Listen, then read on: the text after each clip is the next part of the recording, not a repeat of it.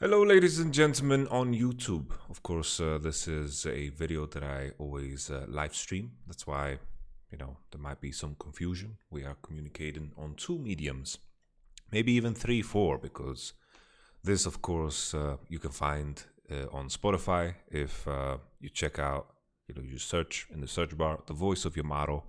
The link in the description doesn't really work. I haven't updated it. It is tied to a different old account. Before we continue on to the summary, I wanted to share a few words in regards to Sandbox.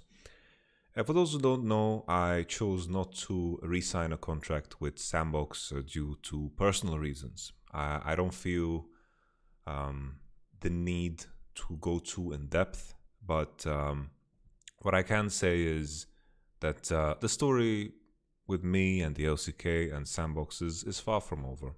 I was very happy with how it began, and when we got the ball rolling, we definitely made a lot of strides and improvements. And I spent a lot of this off season already preparing for what's coming next year for Sandbox, and the timing just wasn't right for me personally. And Sandbox was one of the best experiences I've ever had in esports, and I've been in esports for a very, very long time. The organization definitely set a new bar for what I will expect in the future. Sandbox came in, they gave me the trust, they gave me the backup, and it was an incredible experience. And that means, for now, that I am a free agent. I am browsing and I'm looking for opportunities coming into the next year. I feel more ready than ever with the time I got to reflect in spring and work on the broadcast and still be involved in the game and also working in Korea.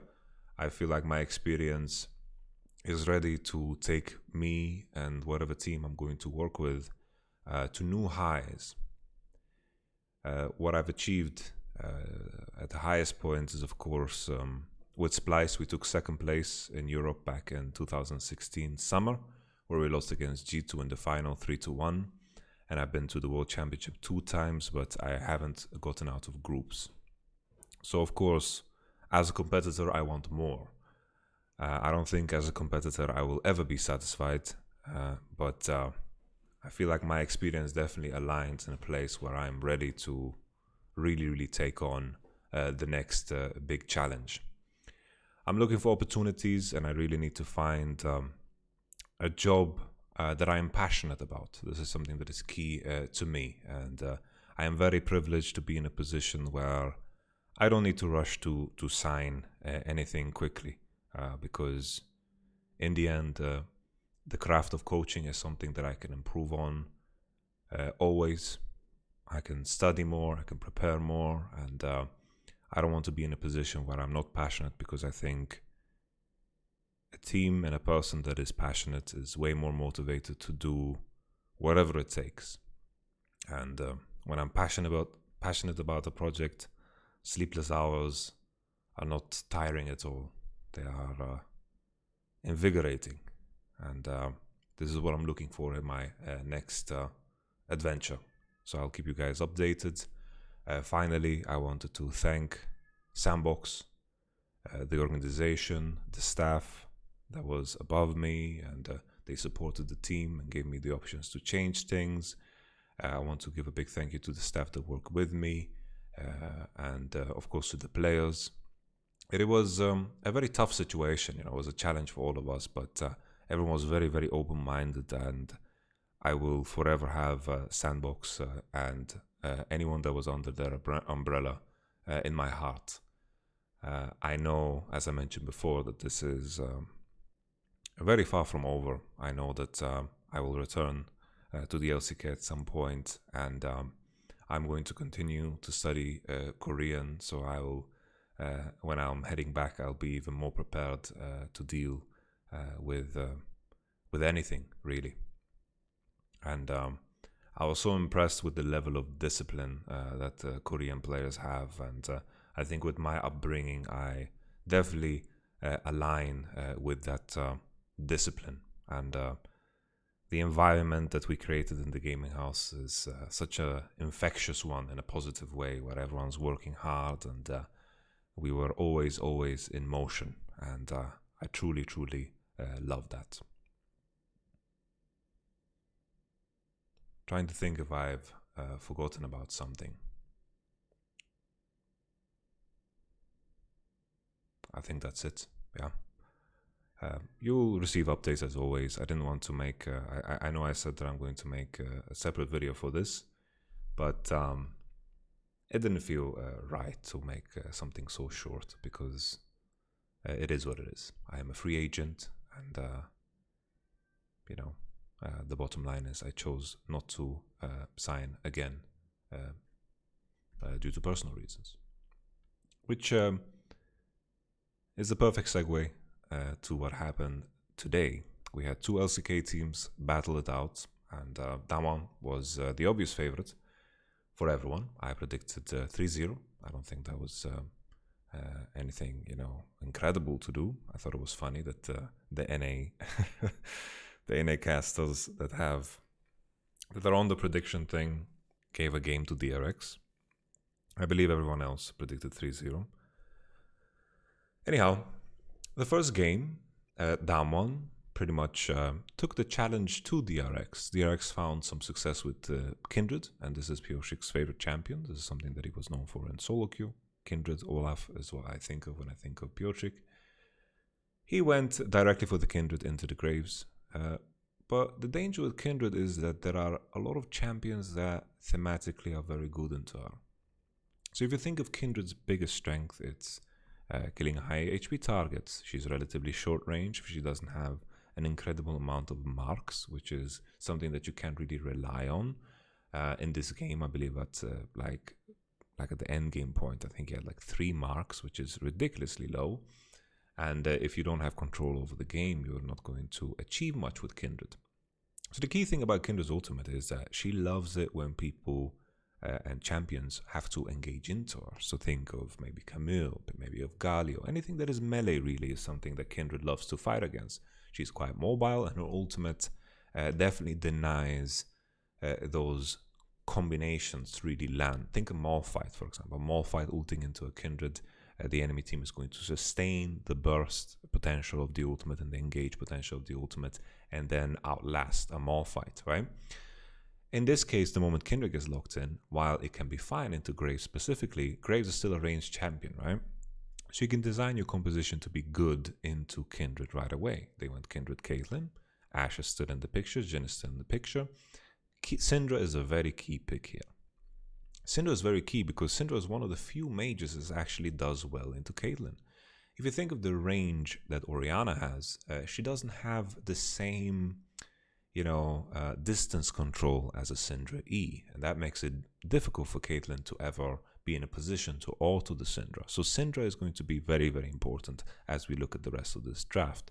Jhin also follows the same pattern of being something that can control the game from a long distance. So thematically, you have 3 ranged champions into Kindred already. Orianna gets locked in. Okay, we don't mind that. That's okay, right? We've seen Orianna Syndra matchup many times. It's something that is playable. Syndra should be able to contest both prio better. Graves and Syndra should be able to control the early game better through mid if they choose to do so. So that's potentially the only problem with Orianna. Orianna scales well, yada yada yada. DRX come into the second ban phase, Pantheon Blitzcrank. We didn't talk much about the initial bans on blue and red. We saw the Shen ban. I think maybe the thought process was DRX showed it in groups, so they just removed Shen. Okay, there's not much to add to it. Galio forced the TF ban. Nidalee was something that is targeted against Canyon. Lilia ban was to force the Kindred out, and then the Lucian ban on red. Nothing too, exciting. Pantheon Blitzcrank has target bans because you already set up the Caitlyn. You want to 4th pick your support. You're looking for Lux. You're looking for, in this case, you look for a Lulu. The Ornn ban signaled something right away that Damwon want to keep the theme of picking ranged champions. I thought when the Ornn ban came in that they're going to look for a Jace, but the tricky thing about Jace is that you can fall into a trap where you might actually end up you'll just be too heavy on AD, and then the tank pick that probably should have come in at the 5th rotation for DRX will just be too effective. So they went for the cannon, and Ornn ban could have prompted something like a cannon ban, because the only thing that ties DRX's composition together here is the Ornn.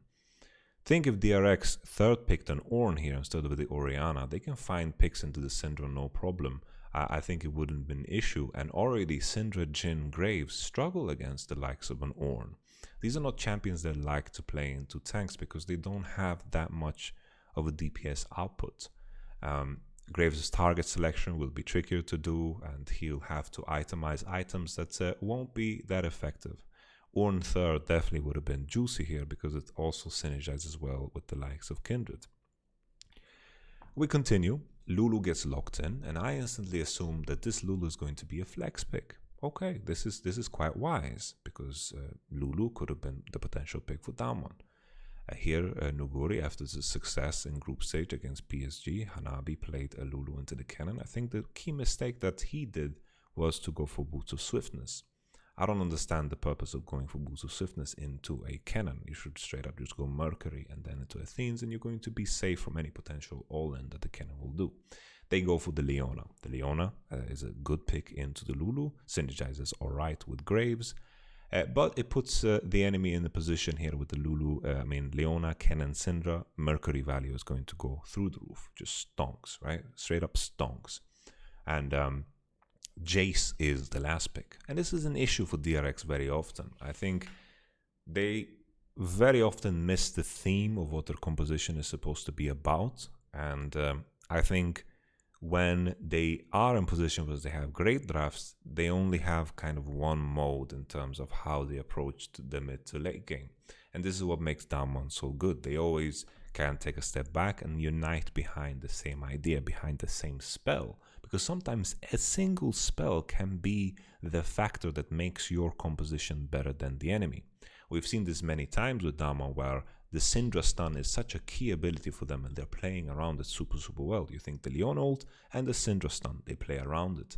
This concept might sound easy when we're talking about it in theory, but this is something that a lot of players miss. They don't rally around specific abilities, key ideas in the game that it makes your composition better. It's a lot of play depending on your gut feeling. Say Jace gets locked in a vacuum in the idea of Jace versus Cannon, it is an alright pick. Even though Nuguri, what he has shown in the LCK is that Cannon can in fact play this matchup. You go Dematerializer, and the key thing is to make sure that you contest the wave push, because if you're contesting the wave push against Jace, he can't become as oppressive. And then when you base on Zeke's Armguard, the itemization for Jace isn't ideal into the cannon. You have Zeke's Armguard into a serrated Dirk, and of course Zeke's Armguard is much better than the Dirk. And if you go for a pickaxe, it's still much better. There's no path for Jace to go where he's going to be winning, especially when the cannon has unsealed spellbook. So Jace needs to snowball early, and doing that with a Kindred is just not going to happen. Kindred is not a champion that is going to be better in the 2v2 top than a Graves and Cannon. So this is just a very silly fifth pick. It might work, sure, maybe the enemy champions, you can poke against them and so forth, but especially with the Sanguine Blade, I didn't understand where this Jace wanted to find any type of effectiveness in the game. And it comes down to the same thing. I thought they can go Lulu top here, and then maybe last pick, I don't know, maybe a Morgana. I think this still would make a tricky composition, but at least you have Lulu, Morgana, Kate. Maybe there's some hope here. Maybe Caitlyn can be the champion that creates space for you.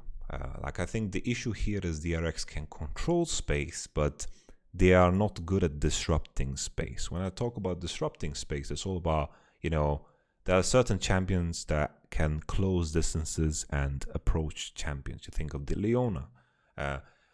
Leona is very good at she can face checks, she's very durable, she has ultimates to close the gap, and she can disrupt space. You think of DRX's champions, Orianna, Caitlyn, they put traps, they have the ball.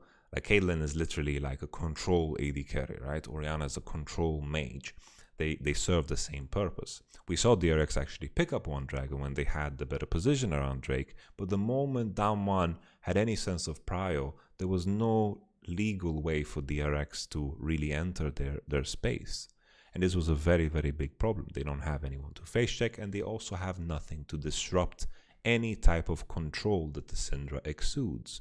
Syndra also outranges all of these champions besides maybe the Jay's EQ, but that's not going to be enough to whittle Damwon down. So the only realistic way that they are going to win a fight when Damwon control the space is if Jace is going to land a bunch of EQs that is going to drop Damwon's HP down.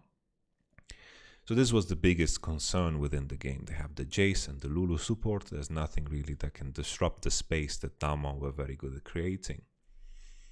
That's why the Leona pick is so key. And when you think of the Lulu, send Lulu into top. Maybe you pick a support that is going to be that disruptor. Maybe you could have a Nautilus. Maybe you could have something a little bit different. Nautilus Caitlyn is not the greatest lane, and this is also an issue. In terms of gameplay, the only opportunity in early game is if Caitlyn and Lulu can transfer the pressure they have from level 1, 2, 3 into something greater, maybe a BF Sword advantage base into something else. But Leona Jhin straight up won the lane at level 2, and that was a big, big red flag for any potential that Kindred is going to have in this game. You're all of a sudden, you're in a position where there is no lane that is dominant, and going into top side, as we mentioned before, the 2v2 is just not strong enough. So Damwon were in full control with this game. They made a mistake on one Infernal Drake, they made a mistake on a topside dive, but all in all, Damwon kind of sailed away with the victory in this one, and I think that's the story of this best of 5. So if you replace this Jace, let's say you send Lulu support anyway into the Leona, maybe, like I would have loved a Maokai here. I would have loved the Ornn on 3, I think that would have been better, but I think maybe DRX were taught the wrong lessons off of the losses they had within, of course, the group stage. Okay, we move on to the next game. I'm just going to make sure that you guys see it. Yes, visible. Very nice. DRX now on blue side, Syndra ban, Lucian ban response. They removed the Caitlyn. I think this is a response to the Syndra removal, which I like. Graves gets locked in as the first pick. So already, oh wait, sorry, I'm looking at the wrong draft. Forgive me. Is it?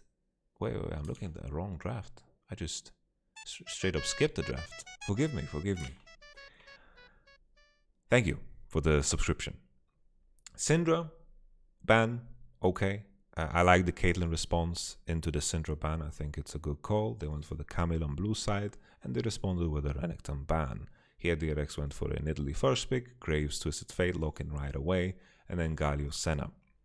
Here we see the Ornn third pick, the very famous Ornn third pick. You know, when you see a lot of champions that can't deal with tanks that well, you know, especially in the context of this draft, when the first pick in Italy happens, there aren't a lot of top laners that synergize well with Nidalee. Maybe you think of a Volibear, you think of Renekton, you think of Camille, and these champions are out of the picture. There is a missing piece to this combo right here. If they had a Camille instead of the Senna, all of a sudden you would think more highly of this composition. But now, when the Ornn gets locked in, there isn't an opportunity to pick that key champion that is going to really, really seal the deal for your comp. Ornn also naturally does very well into the likes of Senna and Galio because these champions don't do well into tanks. This is the theme that we saw in the previous game too. When Syndra Jhin was locked in, these are champions that don't do super well into tanks. Sure, in the case of Jhin, Syndra is a little bit better because you know, you can control the distance and maybe you can Syndra stun the Ornn ult or something, but Ornn can you know, create more distance because Ornn ult has such a long range, so he can stay further away and be outside of any ranges of CC. So there's definitely like some interactions that you can speak about, but generally speaking, these champions are not good against tanks. Well, Ornn is a super tank. Nevertheless, we continue. Ornn, Twisted Fate, Graves, already you have such a beautiful first 3, especially on red, because you can secure yourself a stronger bot lane matchup, especially when enemy shows Senna. The options for AD carries are going to be very, very wide. I was surprised that we saw the Thresh blind pick here, but the Thresh blind pick, maybe the idea was to just set up a Pharos at some point. Playing Galio against Thresh is a bit tricky, so I get it to some degree. And also the fact that they went for Aphelios definitely makes the Thresh pick make a bit more sense. I realize now that I'm showing the wrong draft on stream or on the video. So forgive me. Forgive me. This is very silly of me. Anyhow, Graves Twisted Fate Ornn lines up for, you just pick a strong bot lane that you can play into, and then you golden. Set Pantheon ban, synergizes well with Senna, and also synergizes well with Nidalee. These are the strong removals. Kalista Ezreal bans targeted towards Ghost. Trash gets locked in. Tam Senna, no worries at all. I think Tam does fine into Twisted Fate, but Tam is very bad against Ornn. And then the Jax pick. So Jax pick was very controversial here, in my opinion. I don't know if that makes sense, but I was very surprised with this Jax pick. I was surprised that they managed to land in this place in the first place, because Camille Renekton out Nidalee is not that good. Very tough to find the right champion. Like, people are going to say, what about Fiora? This is always what I hear. What about Fiora?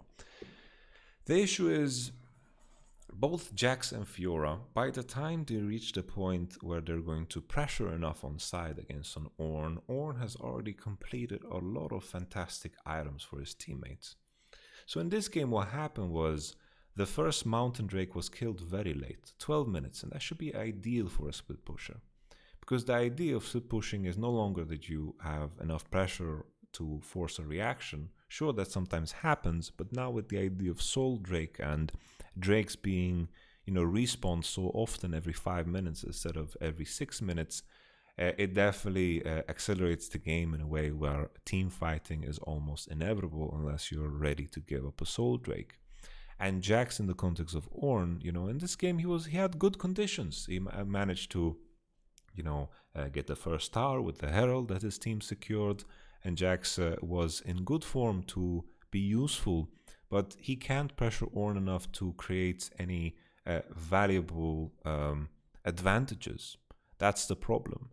Jax doesn't have time as a friend here because Ornn eventually is going to build items for Aphelios and for Twisted Fate. I think Twisted Fate maybe didn't even finish an item that he could upgrade. I was very surprised that Twisted Fate went Rapid Fire Cannon this game because he honestly will be in range of a lot of things most of the time in team fights. But he went for Rapid Fire to set up the Aphelios. All right, we don't mind.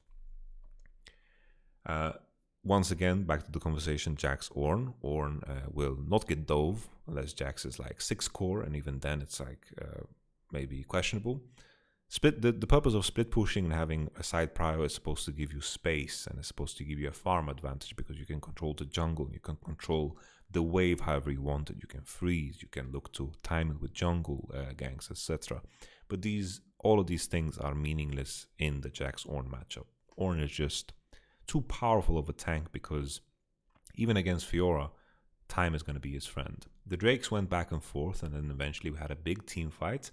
At one point, the interesting thing to note about Aphelios is the nerfs have put him in a position where his weaponry is very, very important for the type of team fight that he's in. We saw one fight around the red buff where Jax actually dominated, where the enemy was all grouped up. And the issue for Aphelios there, he had green and red as weapons. If the enemy was grouped up and he had the flamethrower, then everything would have looked different. But in this particular position, he just couldn't do much. So the enemy were very durable and they managed to pick up a bunch of kills. But then as the fight extended, key members on DRX died, so there was no Nash potential. Then eventually there was a big fight around mid lane, and Aphelios had the right weapon. He had the red weapon. DRX blew a lot of cooldowns to kill Trash, and then eventually, it was very easy for Aphelios to play the team fight because there was no way of reaching him. When Jack's E cooldown is down, his R cooldown is down, he is rather squishy as a champion, even when he has a 40% cooldown reduction, which is what he went for in this game. So Jax, he is just several tiers behind a champion like Ornn, and he is never going to be better than an Ornn because early Ornn wins, and then later, he has Bramblevest, Sunfire, and Abyssal. It's just so hard to break through that even with Conqueror. Ever since Conqueror no longer has 2 damage, there was a big buff for our chunky boy Ornn. Anyhow, we continue. Aphelios had a fight, Inferno weapon, flamethrower, boom, he killed everybody. Twisted Fate ulted, they got Nash, and then eventually they close out the game. Damwon with a lead is very dangerous because they don't seem to let go. And when they are behind, they seem to be patient enough to wait for the situation that grants them the best odds in terms of winning, which is very beautiful to see as an avid connoisseur of beautiful League of Lasagna. I never understood this move. It's like, what are we kissing here? You know, this is like this right here looks like, you know, it looks like something. I'm not gonna say it because, you know, you get what I'm meaning. You know, yeah, whatever. I remember there was this bit from Louis C.K. where he is like, "What is this? Like, you're kissing the chef's asshole or something?" You know. Whatever. I said it. We continue. Yeah, it's kind of weird to move on from jokes like that when you're completely alone in a silent room. DRX versus Damwon Game 3. We spoke about it a little bit because I realized that I was showing the wrong draft on stream. Syndra ban continued, Camille ban continued. Having to ban Camille on blue side is definitely a weakness. Here they removed the Nidalee because they expected the Renekton ban to remove the validity of course, the Nidalee pick. But if Nidalee is out, they don't care about Renekton. The prio on jungle is going to be Graves. Graves gets locked in, and then instantly, boom, Ornn, Kindred. And I was very surprised to see the Vladimir pick. Like, I know they played against top esports and the Vladimir worked, but Ornn, Kindred are good against Vlad. That's the thing. Kindred is good against the pool function of Vladimir, and Ornn actually wins lane against Vladimir. Abyssal is great buy, and then eventually he can buy Locket of Iron Solari, and it will have immense value against anything that Vladimir wants to provide. I felt like almost DRX got brainwashed after playing against better players in the shape of top esports to lock in this Vladimir. Senna gets picked again. Senna naturally not so good against Ornn. Graves as well. Graves, Ornn. Graves, Senna against Ornn. Ornn is very happy. He's going to be very durable. He's going to be a chunky boy. Orianna, third pick, a champion that just, generally speaking, is going to do super well. This is the replacement in the draft for the Syndra. Already, Ornn, Kindred, Orianna is just such a strong first three as a lock-in. And the enemy team is not doing anything in particular to counter the theme of these champions. So already Damwon, you know, I think they just won the draft already in first three. Azir gets locked in as a potential lock-in towards Orianna. Also DRX love Azir. You know, Chovy is a great Azir. Aphelios gets banned. Ezreal gets banned because Aphelios they saw the last time, which leaves, of course, the Kalista open, but they didn't feel the need to pick it. Pantheon is the blind pick because Tahm is out. Pantheon blind becomes good. They lock in the Braum, and then the Vel'Koz. So Vel'Koz is honestly quite decent into Orianna. I don't mind the Vel'Koz here. I just feel like the issue comes from the other champions. The enemy has Pantheon Ashe, which gives them prio on the bottom side. The top side is so much stronger. Vladimir is going to get pushed in, and this is the key difference between, you know, some of the things we saw in the first game, where Kindred almost had no options in terms of breathing within the game, and Pewdiepie definitely got out jungled, but jungle is a team effort, so I don't want to put all that blame on Pewdiepie. It is a very, very rough group draw for DRX, and Damwon didn't really need to show anything new. They just continued in the same fashion, and this is the worst case scenario for anyone on Genji or G2, because there's no information to take away here. They just kind of continued in the same fashion, and they have a very, very good grasp of the meta.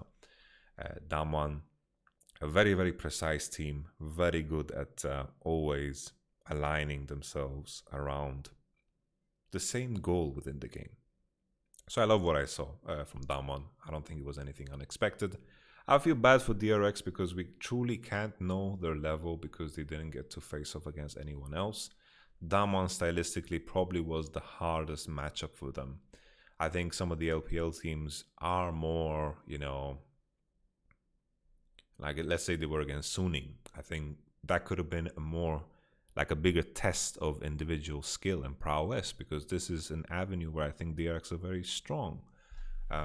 I think Pewdiepie had a decent tournament showing. I think Doran was also alright. I think Chovy had more to offer, but the meta and playing against Damon, of course, constricts you. I think also Korea and Deft also have a lot to offer, but facing up against Damon in round one is just a doomsday sentence. And I think some of the other LPL teams are fighting more tooth and nail and are forcing more skill check situations. And I think this is where DRX could do better. So this is the end of the DRX tournament run.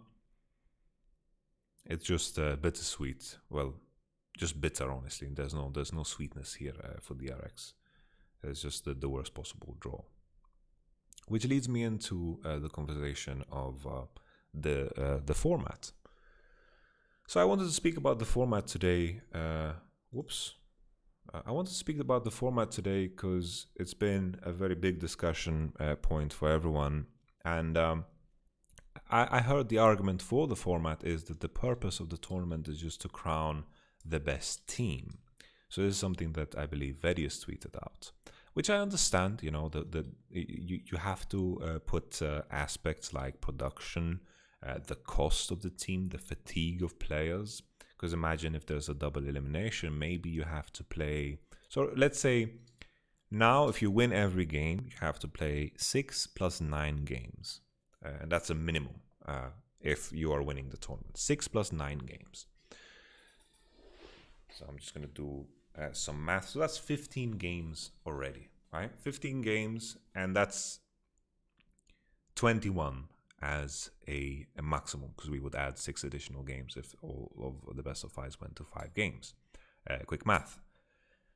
So that's a lot of games, right? If we had double elimination, I haven't done the math for exactly what the potential games are, but it could turn into a lot of freaking games in a very short amount of time, because you can't really extend the tournament over the span of 2 months.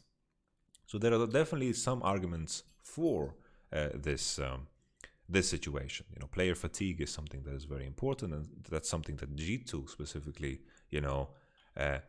called out as a problem for them at the last year's World Championship.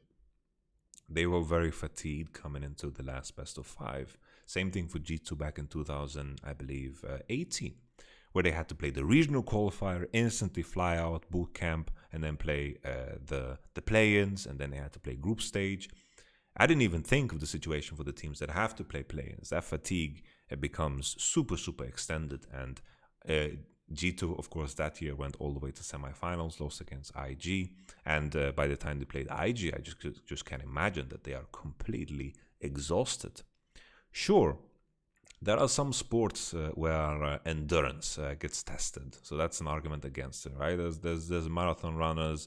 There's ultra marathon runners, I believe that's the word for it, where people like run for days on days, and there are definitely sports where endurance gets tested, and someone out there might say that endurance is a part of the game. Of course it is.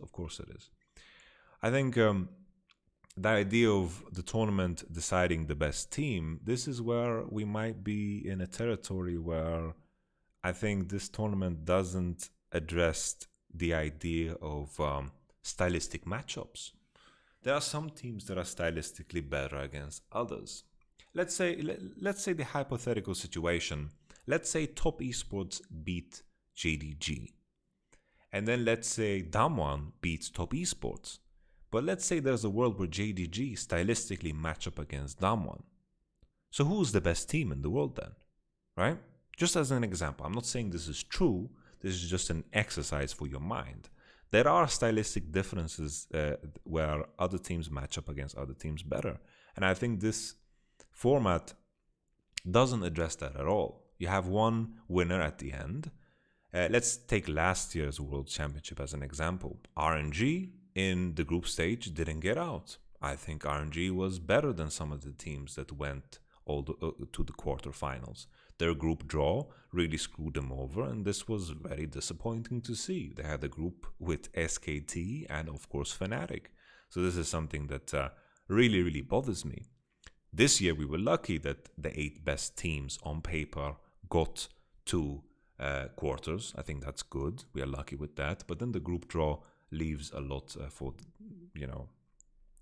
for my desire. It doesn't really fulfill, it doesn't tickle my pickle, so to say. So the stylistic differences, we never get to see that. This time around, we get to see matchup that we already seen. Like imagine now, like we have 2 LPL teams in the semifinals. Let's say G2 lose, and we have 2 Korean teams in the semifinals. The only thing that is cool is it's as if these 2 regions had a little competition for who they want to, send into war. Send your best warrior, LPL, and then like Top Esports is riding in. Then LCK is sending their best warrior. And then they're standing in the middle of the battlefield to determine, who wins based on who's the strongest warrior, right? We've all seen these movies. We've all played these games. You get exactly what I mean, right? Hector! Or, yeah, Troya, or whatever. You get me. So that's one aspect that is cool about it, but just missing out on all of the potential matchups is very disappointing for me as a lover of good League of Legends. I wanted to see more LCK versus LPL. I want to see more Europe against LPL or LCK. Of course, we get some of this, but because Europe was on either side of the bracket, but LPL versus LCK, we only get 1 best of 5, and definitely we will see. When you're playing a team that you've known and have played against, like this was. Coming into this best of 5, DRX and Damwon played each other 18 games. 18 times they played each other throughout the year. And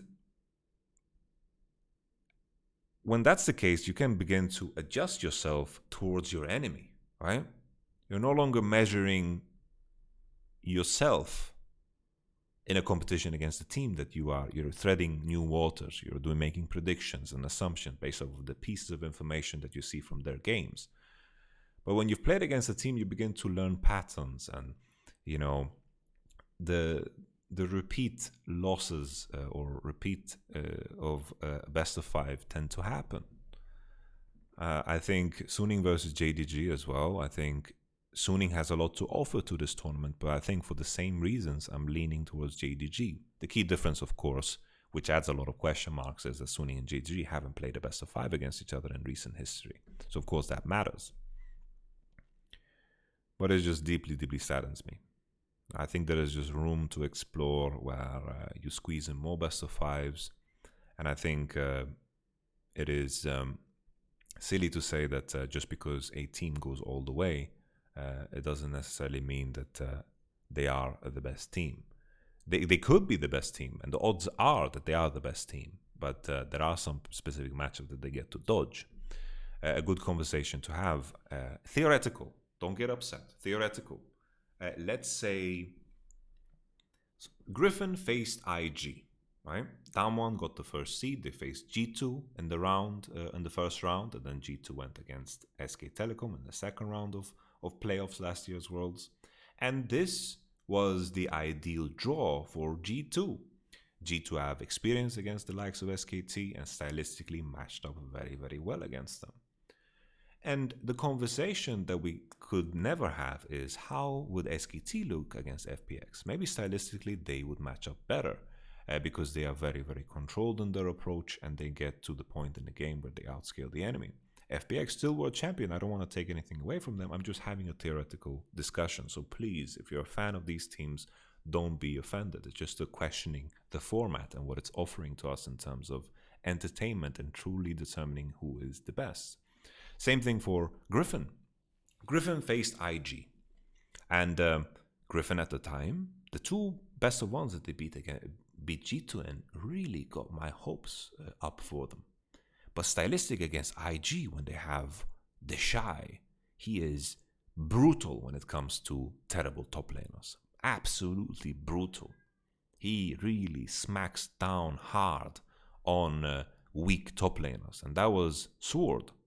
The Shy almost solo carried this best of 5. And I think Griffin maybe if they were the ones that got a different, quarterfinals opponent, maybe they could have gone deeper. Maybe they would have performed better against FPX than IG did, because FPX have a lot of information on IG. They know how to deal with them. Eventually, in their own region as well, they also were very, very good against them. And this is something, that is interesting for me to explore as an idea.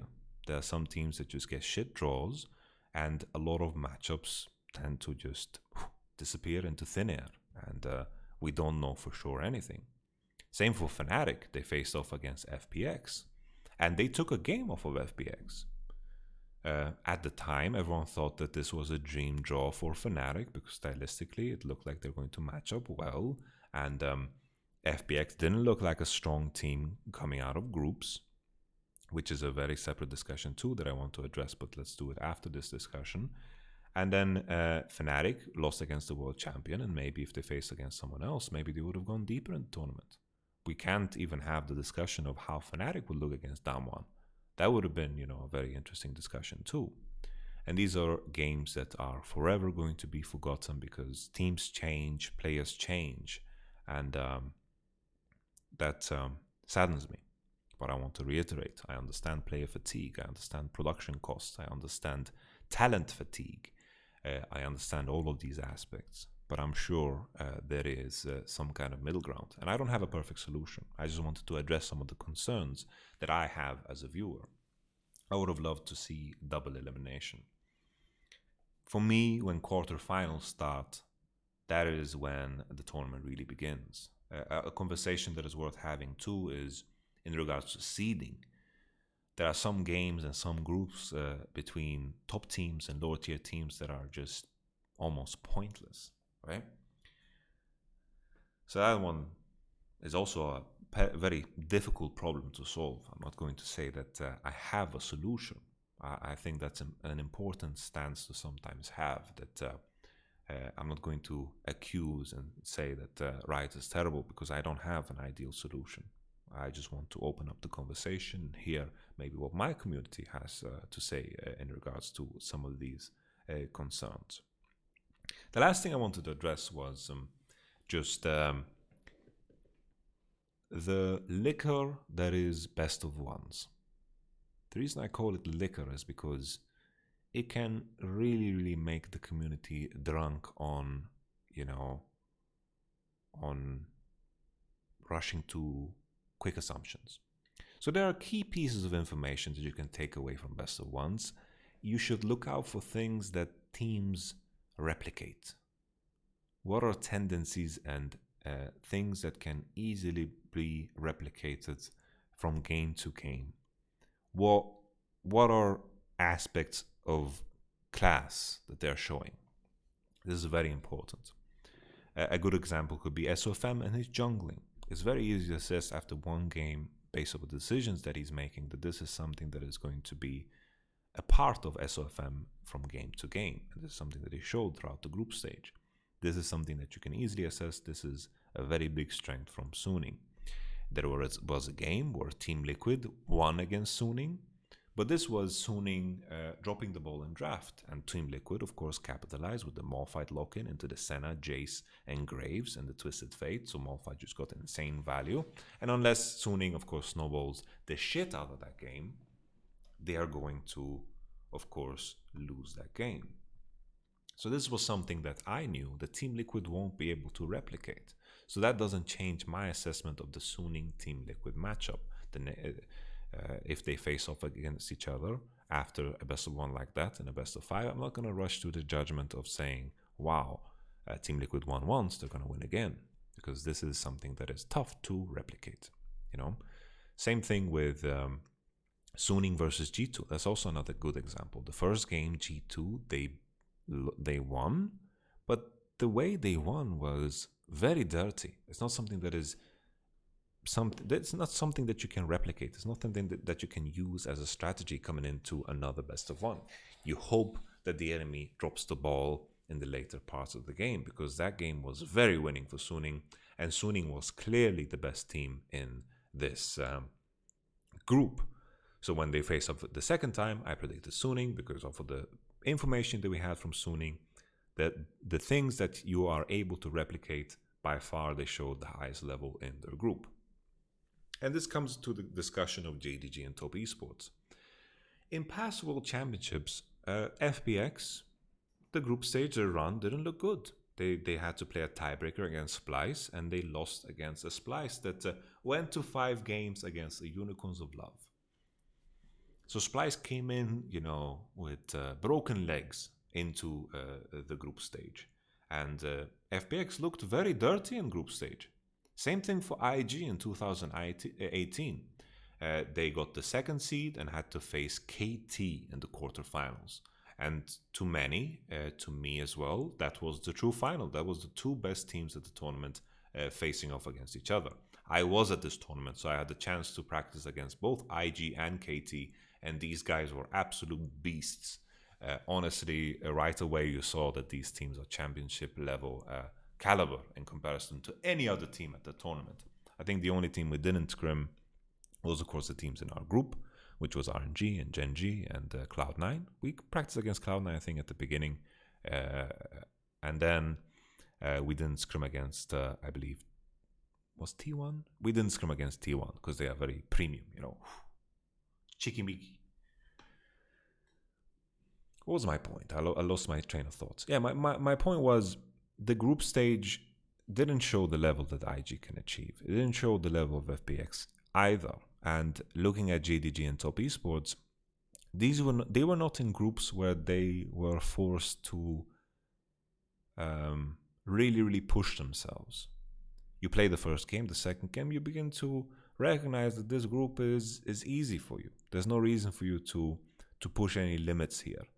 There are some different groups like Group C where Gen G truly got tested and got pushed to the limit. So these are games where you can find more information. But in terms of Top Esports and JDG, we still need to look at them from the lens and the perspective that we had coming into the tournament, because the group stage means very little in terms of what level these teams are at.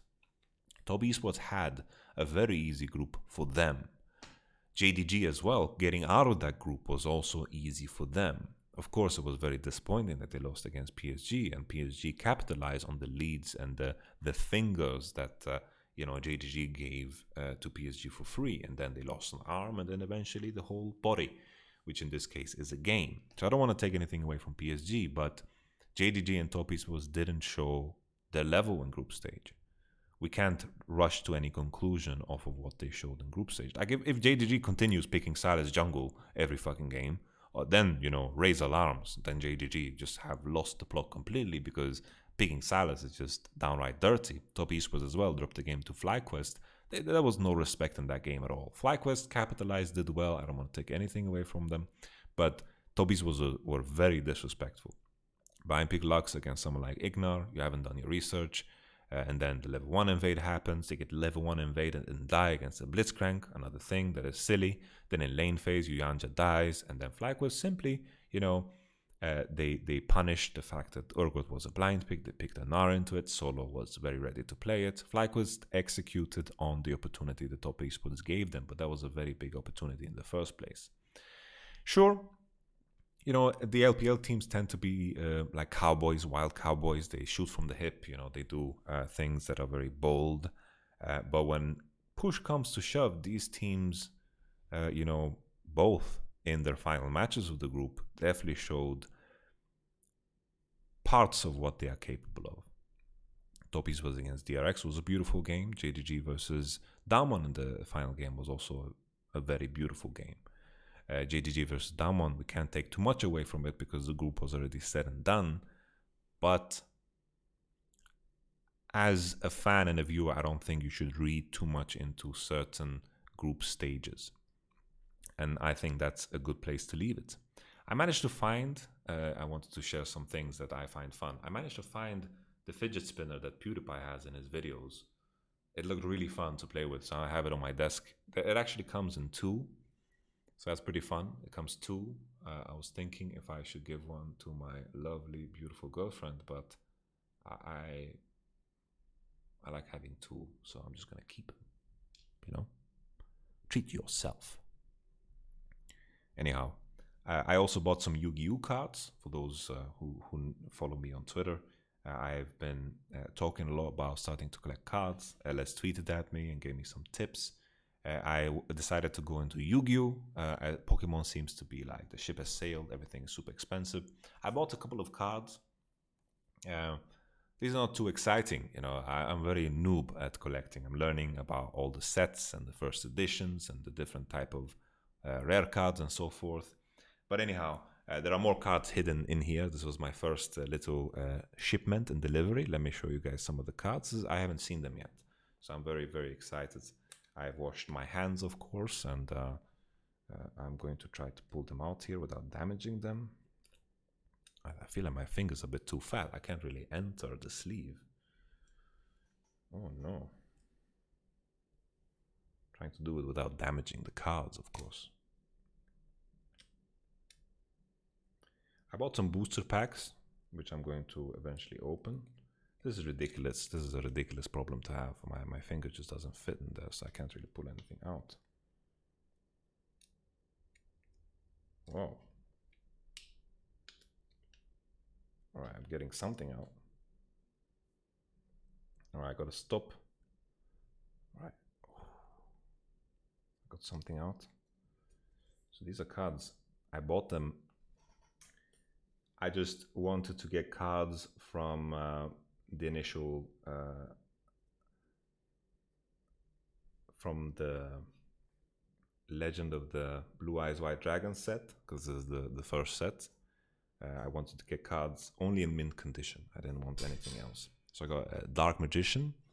So there are several different Dark Magicians. Like this one is not that expensive. This was a €2 card. So this is a very good condition card, but it is from the wrong set. It's from an older set. So a lot of Yu-Gi-Oh cards get reprints. So that is less exciting, but Dark Magician is super cool. So I just thought I'm going to buy it. I'm going to keep it. I'm very happy about that one. I'm going to put it aside. And I got a couple of Legend of the Blue Eyes White Dragon. I told you guys that it's a base set. I got a couple of cards that are in good condition, that look cool. This is check. This is not the first edition. So there's the first edition base set, which is even more rare, but I just wanted to get like some mint condition cards from chumps that spent a lot of money on booster packs and then eventually, stop defense. I don't know why, but this card is nostalgic to me. I just remember this picture, so when I saw it, I was like, I need to have this. And then we have a Metal Dragon. Metal Dragon, all right. And then a Flower Wolf. I just thought it looked ridiculous. For people that know TCG and know Yu-Gi-Oh are gonna just look at this and be like, Jesus, this guy knows nothing. And trust me, I know that I know nothing. Let me just try to get out the cards from the other one as well. All right. All right, we're getting something out.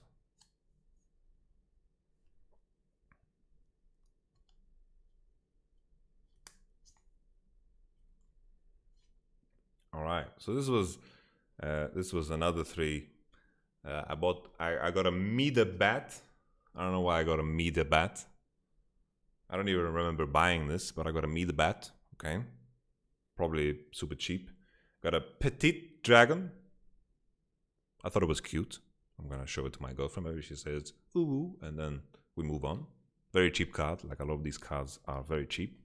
And then the most hype card that I got in this particular package is the Blue Eyes White Dragon. Once again, this card gets reprinted a lot. So this is not an expensive Blue Eyes White Dragon. It's a very good condition, but it's a reprint. So this is the first edition from SKE. I don't know what pack that is. I think maybe like starter deck, Kaiba or something. I don't know. Anyhow, it's a Blue Eyes White Dragon. Pretty cool, beautiful card. I'm trying to make it focus, but it refuses. All right, now it's focused. All right, beautiful card. So my idea is I want to collect as many Blue Eyes White Dragon as possible, and then eventually I will be led to the point where I'm going to buy a card that is way too expensive, and I think we're getting there. We're getting there slowly. But this one I'm very excited about. I want to collect every Blue Eyes White Dragon in as good a condition as possible. I think the ghost rares are also super beautiful. I'm going to try to pack the ghost rare Ra, for those who know, which is in a very recent pack, which is called I think Rage of Ra. So I'm going to try to pack him. He's worth a good amount of money. I'm going to open about maybe 150 packs, booster packs here on the stream at some point. But this is, of course, just a little side thing. Maybe some of you are not interested in it, but I'd assume it would be a good idea to share a little bit. So these was the first cards that I bought. This wasn't too expensive. I think I paid €5 in total for all of these, including the shipping. I paid so maybe €3 for the cards, and then that's it. It's just fun to look at. Anyhow, I'm very excited about this process. I'm very excited about the future too, in terms of the World Championship. Tomorrow we have Suning and JDG. I am leaning towards JDG because I think Suning's playstyle is very unorthodox, but I think having experience against it is going to be very helpful. Suning is a bit of a dark horse because they improved so much at the end of summer, and they lost against Top Esports, and we haven't seen them again in a best of 5 against, of course, JDG. But I think JDG still, pound for pound, are crazy good. They've shown very high level of play throughout the entire year, only losing best of 5s to, of course, Top Esports, and I think there's no shame in that. And some of those games they also won.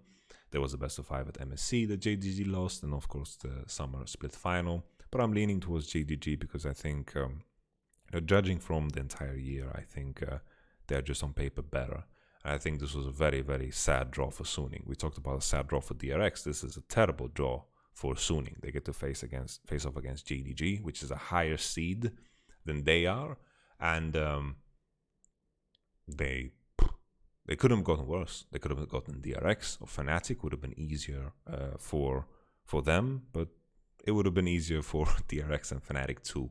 So that would have been more fair for everyone, right? No one wants to draw Top Esports or Damwon. You know, either way you're screwed. So JDG versus Suning, tough draw.